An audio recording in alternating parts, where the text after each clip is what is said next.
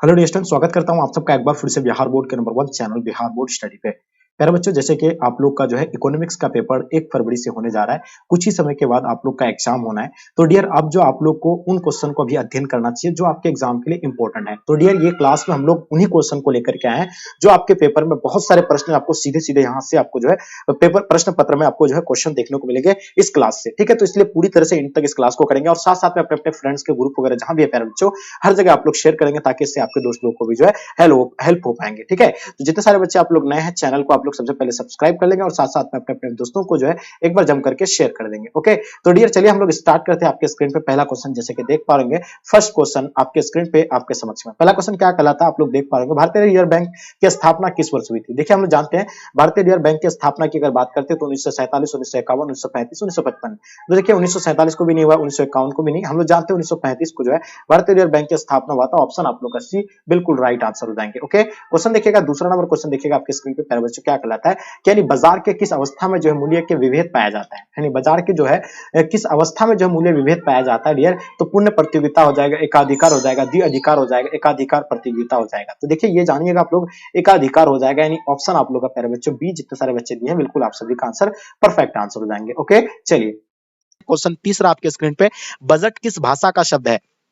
चलिए, बजट आपको बताना है। बजट जो है लैटिन का है, जर्मन का है, या आपके देखिएगा फ्रेंच या इनमें से कोई नहीं। देखिए, लैटिन ये जो बजट जो है एक ये भाषा जो है किस भाषा का शब्द है, तो ये जो आपका आएगा बिल्कुल आपको बता दें ये फ्रेंच भाषा का शब्द है। तो इसका आंसर आपका फ्रेंच यानी बिल्कुल राइट आंसर हो जाएंगे। चलिए, क्वेश्चन नंबर आपके स्क्रीन पे 4 नंबर क्वेश्चन, चालू खाते की निम्नलिखित में से यानी कौन सी मंद है। यानी चालू खाते की निम्नलिखित में से यानी कौन सी यानी मंद है। आपको यानी दृश्य मदों का आयात होगा, या आपका यानी पर्यटकों का खर्च हो जाएंगे, या दृश्य मदों का निर्यात, या उपयुक्त में से सभी।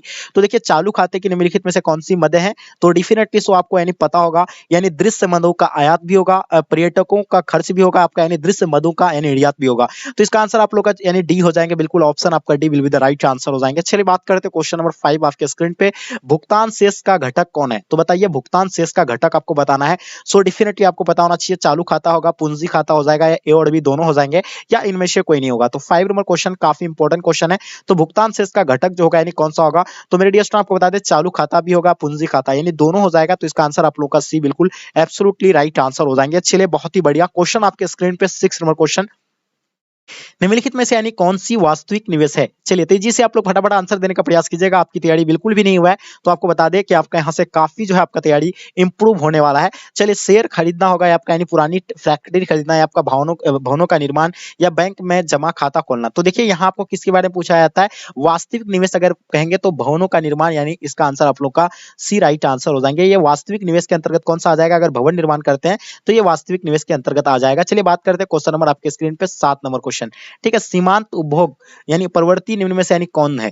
यानी सीमांत उपभोग प्रवृत्ति निम्न में से यानी कौन सी है। तो देखिए, यहाँ आपका यानी त्रिभुज सी बाई त्रिभुज क्या हो जाएगा, गामा हो जाएगा। बिल्कुल इसका आंसर आपका B, option B will be the right answer हो जाएंगे। ठीक है, चलिए क्वेश्चन आपके स्क्रीन पे क्वेश्चन नंबर 8 नंबर क्वेश्चन, निवेश गुणांक सिद्धांत की अवधारणा किसने दी थी। निवेश का जो है सिद्धांत यानी किसने दिया था, तो बिल्कुल आप पहला आपका यानी किन्स ने, बिल्कुल किन्स का ये नहीं था, काहन का भी नहीं है, ये हैंस का भी नहीं है, मार्शल का जो है ये सिद्धांत है। यानी निवेश गुणांक का सिद्धांत जो किसने दिया था, यानी मार्शल ने दिया था। तो इसका आंसर आपका डी बिल्कुल राइट आंसर हो जाएंगे। चलिए क्वेश्चन नंबर 9 आपके स्क्रीन पे, अतिरिक्त मांग उत्पन्न होने के कारण से यानी कौन से कारण है, या अतिरिक्त मांग उत्पन्न होने के कौन कारण है आपको बताना है। सार्वजनिक व्यय में वृद्धि हो जाएगा, मुद्रा की पूर्ति में वृद्धि, या करों में कमी, या उपयुक्त में से सभी। तो देखिए, ये अतिरिक्त मांग उत्पन्न होने के कौन कारण हो सकता है, तो इसका सार्वजनिक व्यय में वृद्धि, यानी इसका आंसर आपका ए बिल्कुल एब्सोल्युटली राइट आंसर हो जाएंगे। चलिए क्वेश्चन आपके स्क्रीन पे क्वेश्चन नंबर 10 आपके स्क्रीन पे आ गया है। 10 नंबर क्वेश्चन क्या कहलाता है, दूसरे नरसिम्हा समिति का गठन यानी किस वर्ष हुआ है। तो चलिए बताइए, 1978 में हुआ था, 1991, 1997, आपका 1998। तो देखिए, यानी दूसरे नरसिम्हा समिति का गठन जो है किस वर्ष हुआ था, ये 1998 को हुआ था। तो इसका आंसर आप लोग का डी बिल्कुल राइट आंसर हो जाएंगे। चलिए क्वेश्चन नंबर 11 आपके स्क्रीन पे, किसके अनुसार साधनों के आवंटन की 3 मौलिक समस्याएं हैं। रॉबर्टसन का होगा, मार्शल का होगा, सिमुलेशन का होगा, इनमें से कोई नहीं। तो यहाँ देखिए, किसके अनुसार साधनों के आवंटन की 3 मौलिक समस्याएं हैं, तो ये जो होगा यानी मार्शल का होगा। तो इसका आंसर आप लोगों का मार्शल मार्शल, यानी ऑप्शन आप लोगों का बी बिल्कुल एब्सोल्युटली राइट आंसर हो जाएंगे। क्वेश्चन नंबर 12 देखेंगे, पूंजी स्टॉक की वृद्धि क्या कहलाती है? तो बताइए, पूंजी हास कहलाएंगे, पूंजी लाभ कहलाएंगे, पूंजी निर्माण, या इनमें से कोई नहीं? तो पूंजी स्टॉक की वृद्धि जो है क्या कहलाती है? तो डेफिनेटली आपको पता है पूंजी लाभ कहा जाता है, तो इसका आंसर आप लोगों का पूंजी लाभ, यानी ऑप्शन आप लोगों का बी बिल्कुल राइट आंसर हो जाएंगे। चलिए क्वेश्चन नंबर 13 आपके स्क्रीन पर, पुस्तक and inquiry into nature and causes of wealth of, यानी नेशन के लेखक जो है कौन होगा? मार्शल होगा, या आपका देखिएगा एडम स्मिथ हो जाएगा, या रेगनर फिश होगा, या इनमें से कोई नहीं? तो इसका आंसर की अगर बात करें तो एडम स्मिथ, यानी इसका आंसर आप लोगों का बी बिल्कुल राइट आंसर हो जाएंगे। चलिए नेक्स्ट क्वेश्चन की ओर चलते हैं। क्वेश्चन नंबर 14 आपके स्क्रीन पे, अर्थशास्त्र की कल्याण संबंधित परिभाषा किए जन्मदाता यानी कौन? मार्शल थे, रॉबिन्स थे, एडम स्मिथ थे, शैम्युलेशन थे?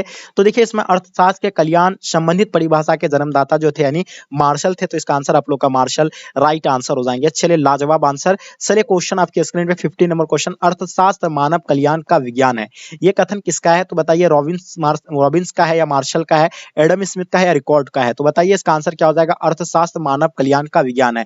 तो डियर स्टूडेंट, ये जो आंसर की अगर इसका आंसर जो होगा बिल्कुल आपका परफेक्ट होगा, ये रॉबिन्स का है, तो इसका आंसर आपका रॉबिन्स, यानी ऑप्शन आप लोगों का ए बिल्कुल एब्सोल्युटली राइट आंसर हो जाएंगे। चलिए देखिए, इसमें आप लोगों को A1 के लाइक देना है, तभी जो हम यानी बिल्कुल आपका सभी पार्ट्स यानी कवर करवाएंगे, क्योंकि आपके डिमांड पे जो क्लास ले रहे हैं, आपकी डिमांड पे हम तो उसमें इकोनॉमिक्स का क्लास नहीं ले रहे थे, आपको पता होगा। निम्नलिखित में से यानी कौन सी उत्पत्ति का साधन नहीं है? तो पता है, भूमि दिया हुआ है, श्रम दिया हुआ है, मुद्रा, या आपका यानी पूंजी होगा। तो 16 नंबर क्वेश्चन का आपको आंसर डेफिनेटली पता होना चाहिए। देखिए मतलब क्या है, उत्पत्ति का साधन नहीं है, तो इसमें से जो यानी कौन सा नहीं है? तो ये मुद्रा नहीं होगा, तो इसका आंसर आप लोगों का सी बिल्कुल राइट आंसर हो जाएंगे। चलिए क्वेश्चन आपके स्क्रीन पे 17 नंबर क्वेश्चन, अर्थशास्त्र कभी वास्तविक विज्ञान होता है और कभी ये आदर्श विज्ञान, किसने कहा था? तो देखिए ये जो कहा था, किसके द्वारा कहा गया था? ये अर्थशास्त्र कभी वास्तविक विज्ञान भी होता है और कभी ये आदर्श विज्ञान भी, तो ये जो है मार्शल के द्वारा कहा गया था, तो इसका आंसर आपका मार्शल बिल्कुल राइट आंसर हो जाएंगे। चलिए 18 नंबर क्वेश्चन, निम्नलिखित में से कौन कल्याणवादी विचारधारा की नहीं है? इसमें से आपको यानी कल्याणवादी विचारधारा की जो है इनमें से कौन सा नहीं है? जेबी से हो जाएगा, मार्शल हो जाएंगे, पीगू हो जाएगा, केनन हो जाएंगे। तो देखिए इसमें से कल्याणवादी विचारधारा के नहीं है, तो वो जो हो जाएगा आपका यानी जेबी सी हो जाएंगे। इसका आंसर आप लोगों का बिल्कुल ए राइट आंसर हो जाएंगे। चलिए क्वेश्चन नंबर 19 आपके स्क्रीन पे, अर्थशास्त्र विज्ञान एवं कला दोनों है, ये किसने कहा था? तो देखिए मार्शल ने कहा था, रॉबिन्स ने कहा था, या जे.के. मेहता ने कहा था, या कैनन ने कहा था? कैनन ने कहा था। तो डियर स्टूडेंट, आपको बता दे, अर्थशास्त्र विज्ञान एवं कला दोनों है, ये किसने कहा? ये जो कहा गया है मार्शल के द्वारा कहा गया है, तो इसका आंसर आपका मार्शल राइट आंसर हो जाएंगे। चलिए लाजवाब आंसर। क्वेश्चन 20 नंबर क्वेश्चन आपके स्क्रीन पे, मांग के नियम की प्रमुख मान्यता है। चलिए ये क्वेश्चन कई बार आपके एग्जाम में पूछे गए हैं, ये सभी क्वेश्चन आपको बता दे। ये मांग के नियम की प्रमुख मान्यता जो है आपको बताना है, तो उपभोक्ताओं की आय में परिवर्तन नहीं होना चाहिए, ये भी इसका बिल्कुल आपको बता दे कि ये भी इसका राइट आंसर होगा। चलिए उपभोक्ताओं की रुचि में कोई भी परिवर्तन नहीं होना चाहिए, ये भी इसका होगा। भविष्य में वस्तु की कीमतों में परिवर्तन की संभावना नहीं होना चाहिए, ये भी होगा। तो इसका आंसर आप लोग का सभी हो जाएंगे, यानी ऑप्शन डी बिल्कुल राइट आंसर हो जाएंगे। चलिए क्वेश्चन 21 आपके स्क्रीन पे, ठीक है, मांग वक्र का ढाल ऋणात्मक होने के प्रमुख कारण है, यानी मांग वक्र का ढाल ऋणात्मक होने के प्रमुख कारण आपको बताना है। तो पहला कारण घटती सीमांत उपयोगिता नियम, दूसरा क्या है? क्रय शक्ति में वृद्धि अर्थात आय में प्रभाव, दूसरा आपका क्या है? प्रतिस्थापन प्रभाव। इसका आंसर आप लोग का इनमें से सभी हो जाएंगे, यानी ऑप्शन आप लोग का डी बिल्कुल राइट आंसर हो जाएंगे। चलिए क्वेश्चन नंबर 22 आपके स्क्रीन पे, मांग के नियम के अपवाद बताइए। देखिए मांग के नियम के अपवाद बताना है, उपभोक्ता की अगानता होगा, प्रतिष्ठा सूचक वस्तुएं हो जाएगा, भविष्य में कीमत में वृद्धि की संभावना, तो इसका आंसर क्या हो जाएगा? उपभोक्ता की अगानता हो जाएंगे, प्रतिष्ठा सूचक वस्तुएं ये भी हो जाएंगे, इसका भविष्य में कीमत वृद्धि की संभावना, तो ये तीनों इसका आंसर हो जाएगा, यानी इसका आंसर आपका हो जाएगा ऑप्शन डी बिल्कुल राइट आंसर हो जाएंगे। चलिए नेक्स्ट क्वेश्चन की ओर चलते हैं। क्वेश्चन नंबर 23 आपके स्क्रीन पे, मांग में कमी के कारण बताइए। देखिए मांग में कमी के कारण आपको बताना है, सो डेफिनेटली आपको बताना है, उपभोक्ताओं की आय में कमी होना, या क्रेताओं की संख्या में कमी होना, या प्रतिस्थापन वस्तु की कीमत में कमी होती है, या इनमें से सभी। तो डियर स्टूडेंट इसका बता दें कि मांग में कमी का कारण जो होगा आपका यानी क्या होगा? उपभोक्ताओं की आय में कमी, ये भी इसका आंसर होगा। क्रेताओं की संख्या में कमी होना, ये भी इसका आंसर होगा। प्रतिस्थापन वस्तु की कीमतों में कमी, ये भी होगा। तो ये तीनों इसका होगा, तो इसका आंसर आपका सो डेफिनेटली यानी इनमें से सभी राइट आंसर हो जाएंगे। जो भी बच्चे आप लोग इनमें से सभी बता रहे हैं, बिल्कुल आप सब बच्चों का आंसर परफेक्ट है। 24 नंबर क्वेश्चन आपके स्क्रीन पे, आवश्यक वस्तुओं की मांग की लोच होती है। इकाई से अधिक होता है, इकाई से कम या असीमित होता है या शून्य होता है। तो बताइए आवश्यक वस्तुओं की मांग की लोच होती है, तो ये हो जाएगा आपका यानी शून्य हो जाएगा। तो इसका आंसर आप लोगों का डी बिल्कुल राइट आंसर हो जाएंगे, शून्य will be the right answer हो जाएंगे। क्वेश्चन नंबर 25, मांग की लोच कितने प्रकार की होती है? जल्दी बताइए मांग की लोच कितने प्रकार की होती है? 3 प्रकार, 5 प्रकार, 6 प्रकार, 7 प्रकार। तो देखिए मांग की लोच जो है कितने प्रकार की होती है? तो डी स्टर्न आपको पता होगा 5 प्रकार की होती है। तो इसका आंसर आप लोग का 5 प्रकार राइट आंसर हो जाएंगे। 26 देखिएगा मांग की लोच को प्रभावित करने वाले घटक कौन से हैं? चलिए बहुत ही इंपॉर्टेंट क्वेश्चन है। देखिए मांग की लोच को प्रभावित जो करने वाला घटक जो होता है वो क्या होता है? वस्तु की प्रकृति भी होता है, हो सकता है इसका, हाँ नहीं होता है बिल्कुल, आय स्तर भी होता है, ठीक है, कीमत स्तर, ये तीनों जो है इसमें होती है, यानी किसमें? मांग की लोच को प्रभावित करने वाले घटक है, ठीक है। तो इसका आंसर आपका इनमें से सभी राइट आंसर हो जाएंगे। चलिए नेक्स्ट क्वेश्चन की ओर चलते हैं। क्वेश्चन नंबर 27, मांग की लोच का मापन निम्नलिखित में से यानी किस विधि से किया जाता है? कुल व्यय रीति से किया जा सकता है, या बिंदु रीति से किया जा सकता है, प्रतिशत आय या अनुपातिक रीति से। या तो इसका आंसर आपको डेफिनेटली यानी इसमें से सभी राइट आंसर हो जाएंगे। चलिए लाजवाब आंसर सभी बच्चों का। इकाई से कम मांग की लोच को निम्न में से कौन व्यक्त करता है? तो देखिए इकाई से कम मांग की लोच को जो है कौन पूरा कर सकता है? ये आवश्यक वस्तु पूरा करता है। तो इसका आंसर आवश्यक वस्तु यानी बिल्कुल इसका आंसर परफेक्ट आंसर हो जाएंगे। एकदम गर्दा उड़ा देना एक क्वेश्चन का आपको, ठीक है। क्वेश्चन नंबर 29 आपके स्क्रीन पे, निम्न में से कौन सा कथन जो है सत्य आपको बताना है, इनमें से सत्य जो है कौन सा आ जाएगा?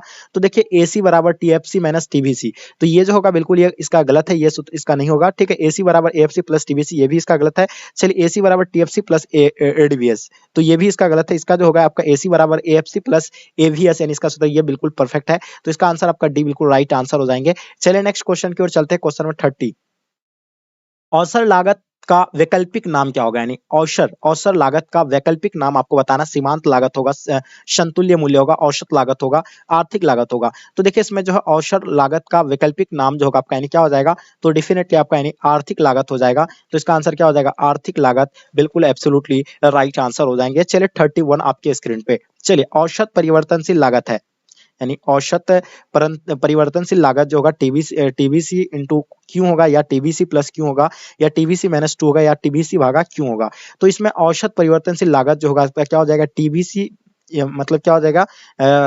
अपॉन यानी क्या हो जाएगा? क्यू हो जाएगा। तो इसका आंसर आपका डी बिल्कुल राइट आंसर हो जाएंगे। चलिए नेक्स्ट क्वेश्चन की ओर चलते हैं। क्वेश्चन नंबर 32 आपके स्क्रीन पे, पूर्ण प्रतियोगिता में क्या होता है? देखिए पूर्ण प्रतियोगिता में जो होता है तो क्या होते हैं? तो पहला आपका ए आर बराबर एम आर, यानी औसत आय बराबर सीमांत आय होगा, या औसत आय बराबर ग्रेटर देन आपका क्या होगा? सीमांत आय हो जाएंगे, या क्या हो जाएगा? औसत आय लेस देन सीमांत आय होगा। तो ये जो होगा बिल्कुल आपको बता दे, ये औसत आय बराबर सीमांत आय होगा। तो इसका आंसर आपका ए बिल्कुल राइट आंसर हो जाएंगे, यानी ए आर बराबर एम आर, यानी ए आर को बोलते हैं औसत आय और एम आर को बोलते हैं सीमांत आय, ठीक है। नेक्स्ट क्वेश्चन की चलते हैं। क्वेश्चन नंबर 33, ठीक है। फर्म का लाभ निम्नलिखित में से यानी किस शर्त को पूरा करने का अधिक मतलब क्या होता है? यानी अधिकतम होता है। तो जहां एम आर बराबर एम सी ये होगा, या जहां एमसी रेखा एमआर को नीचे से काटे, या ए और बी दोनों होगा। तो इसका आंसर आप लोगों को बता दे, इसका आंसर आपका दोनों हो जाएगा, यानी ऑप्शन सी बिल्कुल राइट आंसर हो जाएंगे। चलिए लाजवाब आंसर। चलिए नेक्स्ट क्वेश्चन नंबर 34, एकाधिकार एवं एकाधिकारी प्रतियोगिता में होता है, क्या होता है? ए आर बराबर एम आर, यानी औसत आय बराबर सीमांत आय होगा, या आपका यानी A R greater than M R होगा, यानी औसत आय ग्रेटर देन सीमांत आय। तो इसका आंसर आपकी बात करें तो औसत आय ग्रेटर देन सीमांत आय हो जाएगा। तो इसका आंसर आप लोग का भी बिल्कुल राइट आंसर हो जाएंगे, option B will be the right answer हो जाएंगे। चलिए क्वेश्चन 35 आपके स्क्रीन पे, प्रत्येक बाजार दशा में एक फर्म के संतुलन के लिए कौन सा शर्त पूरी होनी आवश्यक है? ठीक है। तो इसमें जो होगा आपका यानी ए आर बराबर एम सी होगा, बिल्कुल बिल्कुल ये भी होगा, ठीक है। नहीं ये तो नहीं हो सकता है, इसमें नहीं होगा, सॉरी ये नहीं होगा, ठीक है। तो ये जो आपका यानी बिल्कुल नहीं होगा। हाँ आपका ये होगा क्या? एम आर बराबर एम सी, तो ये भी होगा आपका एम सी वक्र एम आर वक्र को नीचे से काटे। तो इसका जो है ये दोनों हो जाएगा। तो इसका आंसर आप लोगों का डी बिल्कुल राइट आंसर हो जाएंगे, ठीक है। नेक्स्ट क्वेश्चन की ओर चलते हैं। फर्म के संतुलन की प्रथम शर्त क्या है? यानी फार्म के जो है संतुलन की प्रथम शर्त जो है वो सबसे पहले आपको बता दे कि सीमांत लागत बराबर सीमांत आय हो जाएगा, यानी एम से एम सी बराबर एम आर, यानी ऑप्शन आपका ए बिल्कुल राइट आंसर हो जाएंगे। चलिए नेक्स्ट क्वेश्चन, अल्प अधिकारी बाजार की प्रमुख विशेषता निम्न में से कौन है? हाँ, अल्प अधिकारी बाजार की प्रमुख विशेषता जो है क्या होगा? कुछ विक्रेता हो जाएगा, विज्ञान एवं विक्री हो जाएगा, मतलब क्या हो जाएगा? अनिर्धारणीय वक्र हो जाएंगे, इनमें से सभी हो जाएंगे। तो देखिए इसमें से आपका जो है बिल्कुल यानी सभी हो जाएगा, ऑप्शन डी राइट आंसर हो जाएंगे। बहुत बढ़िया, क्या बात है, सब बच्चों का आंसर आप लोगों का बिल्कुल परफेक्ट आ रहा है, ठीक है। चलिए चलिए क्वेश्चन आपके स्क्रीन पे 38, निम्न में से कौन से बाजार में यानी काल्पनिक स्थिति पाई जाती है? यानी निम्न में से कौन से बाजार में काल्पनिक स्थिति पाई जाती है? तो ये जो होता है यानी आपका क्या हो जाएगा, पूर्ण प्रतियोगिता बाजार में भी, या और इसका आंसर क्या हो जाएगा, और क्या हो जाएगा आपका यानी एकाधिकार बाजार में, यानी दोनों इसका आंसर हो जाएगा। तो इसका आंसर आपका ऑप्शन डी बिल्कुल राइट आंसर हो जाएंगे। क्या बात है, सब बच्चों का आंसर आप लोग का परफेक्ट आ रहा है। क्वेश्चन 39, और सामान्य लाभ किस बाजार में पाई जाती है? एकाधिकार में पाया जाता है, पूर्ण प्रतियोगिता में पाया जाता है, एकाधिकारी प्रतियोगिता में पाया जाता है। तो इसका आंसर आपका क्या हो जाएगा, यानी और सामान्य लाभ जो है ये एकाधिकारी में पाया जाता है। तो इसका आंसर आप लोगों का एकाधिकारी राइट आंसर हो जाएंगे। क्वेश्चन नंबर 40 देखिएगा, बाजार में वस्तु की कीमत उस बिंदु पर निर्धारित होती है जहां क्या होगा, जल्दी बताइए, वस्तु की मांग बराबर वस्तु की पूर्ति, यानी इसका आंसर आपका वस्तु की मांग बराबर वस्तु की पूर्ति, इसका आंसर आप लोगों का बी बिल्कुल राइट आंसर हो जाएंगे। चलिए क्वेश्चन नंबर 41, जीएनपी एमपी बराबर क्या हो जाएगा आपका, जीडीपी माइनस एमपी गिरावट होगा, या जीडीपी एमपी प्लस विदेशों से शुद्ध यानी साधन आए। तो ये जो होगा आपका यानी जीडीपी एमपी प्लस विदेशों से शुद्ध मतलब शुद्ध साधन आए, यानी ऑप्शन आप लोगों का भी बिल्कुल राइट आंसर हो जाएंगे। चलिए नेक्स्ट क्वेश्चन की ओर चलते हैं। क्वेश्चन नंबर आपके स्क्रीन पर 42, क्या सत्य है, चलिए क्या सत्य है आपको बताना है, एनएनपी बराबर जीएनपी माइनस गिरावट। तो इसका आंसर आप लोगों का सी बिल्कुल राइट आंसर हो जाएंगे। चलिए नेक्स्ट क्वेश्चन आपके स्क्रीन पे, द्वितीय क्षेत्र को जाना जाता है, चलिए जल्दी बताएंगे, द्वितीय क्षेत्र को जो जाना जाता है किसके लिए जाना, देखिए तृतीय क्षेत्र आपको पता है कि सेवा क्षेत्र के लिए जाना जाता है, तो ये तो होगा ही नहीं, ठीक है। द्वितीय क्षेत्र आपको पता होगा कि ये निर्मित क्षेत्र के रूप में जाना जाता है, तो इसका आंसर आप लोग का द्वितीय क्षेत्र हो जाएंगे। चलिए नेक्स्ट क्वेश्चन 44, राष्ट्रीय आय का मापन निम्नलिखित में से यानी किस विधि से किया जाता है? चलिए देखिए राष्ट्रीय आय का मापन जो आप लोग को पता होगा, यानी बिल्कुल क्या उत्पादन की विधि या मूल्य वृद्धि विधि होगा, ये बिल्कुल आय विधि होगा, वे विधि होगा। तो इसका आंसर आपका यानी बिल्कुल सभी हो जाएगा, यानी ऑप्शन आप लोग का डी बिल्कुल राइट आंसर हो जाएंगे। चलिए 45 आपके स्क्रीन पे, केंद्रीय बैंक निम्नलिखित में से किसके द्वारा यानी मात्रात्मक यानी शाख पर नियंत्रण रखता है? तो ये जो है आपका यानी बैंक दर पर रखता है, खुली बाजार की क्रियाओं पर, या नगद कोष का अनुपात में परिवर्तन। तो इसका आंसर आपका क्या हो जाएगा, यानी बैंक दर भी होगा, खुले बाजार की क्रियाएं भी होगा, इसका आंसर आपका बिल्कुल सभी हो जाएंगे, यानी ऑप्शन आप लोग का डी बिल्कुल राइट आंसर हो जाएंगे, ठीक है। चलिए 46 आपके स्क्रीन पे, न्यूमन मांग को ठीक करने के लिए निम्नलिखित में से कौन मौद्रिक उपाय किए जा सकते हैं? तो देखिए मौद्रिक आय जो किया जा सकता है, तो बैंक के दर में कमी करके भी तो आप लोग को पता है, उसके बाद खुले बाजार में प्रतिभूतियां खरीदना, या नकद कोष को मतलब कि अनुपात से को कम करना। तो इसका आंसर आपका सभी हो जाएंगे, ऑप्शन डी बिल्कुल राइट आंसर हो जाएंगे। क्या बात है। चलिए 47 आपके स्क्रीन पे, राजकोषीय नीति के अंतर्गत निम्नलिखित में से यानी किसे शामिल किया जाता है? राजकोषीय नीति के अंतर्गत निम्नलिखित में से यानी किसे शामिल किया जाता है? तो उसे सार्वजनिक निकाय शामिल किया जा सकता है, करारोपण भी शामिल किया जा सकता है, इसमें सार्वजनिक ऋण भी। तो इसका आंसर आपका डी बिल्कुल राइट आंसर हो जाएंगे। जो ही बच्चे आप लोग ऑप्शन डी बता रहा है, बिल्कुल आप सब बच्चों का आंसर परफेक्ट है। 48, केंद्रीय बैंक अर्थव्यवस्था में आर्थिक स्थिरता प्राप्त करने के लिए मौद्रिक नीति द्वारा निम्नलिखित में से यानी किसे नियंत्रण किया जाता है? यानी केंद्रीय बैंक अर्थव्यवस्था में आर्थिक स्थिरता प्राप्त करने के लिए मौद्रिक नीति द्वारा निम्नलिखित में से किसे नियंत्रण किया जाता है? तो उसे जो है क्या का मुद्रा की पूर्ति के लिए भी होगा, या बाजार ब्याज दर होगा, या आपका मुद्रा की उपलब्धता होगा। तो ये तीनों हो जाएगा इसमें, इसका आंसर आपका इनमें से सभी हो जाएंगे, ठीक है। चलिए तेजी से आप लोग अपने अपने फ्रेंड्स को शेयर कर देंगे, क्योंकि आपके लिए इतना मेहनत कर रहे हैं, तो ये आपकी रिस्पॉन्सिबिलिटी है। 49, देश में कागजी नोट जारी करने का कार्य कौन करता है? जल्दी बताइएगा, बहुत इंपॉर्टेंट क्वेश्चन। देखिए देश में जो है कागजी नोट जारी करता है वो तो केंद्र बैंक करता है, ठीक है। तो इसका आंसर आपका केंद्र बैंक यानी ऑप्शन आप लोगों का भी बिल्कुल राइट आंसर हो जाएंगे। तो डियस्टन आप लोगों को पता होगा कि केंद्र बैंक ही जो है कागजी नोट यानी जारी करती है, ठीक है। चलिए 50 नंबर क्वेश्चन, केंद्रीय बैंकों शाख नियंत्रण करती है, यानी केंद्रीय बैंक शाख नियंत्रण करती है बैंक दर के माध्यम से, खुले बाजार की प्रक्रिया के माध्यम से, या सीआरआर के माध्यम से, या इनमें से सभी। तो आपको बता दें कि केंद्र बैंक शाख नियंत्रण करती जो है कहाँ, बैंक दर के यानी माध्यम से। तो इसका आंसर आप लोगों का ये राइट आंसर हो जाएंगे। तो डियर स्टूडेंट जो आज के क्लास में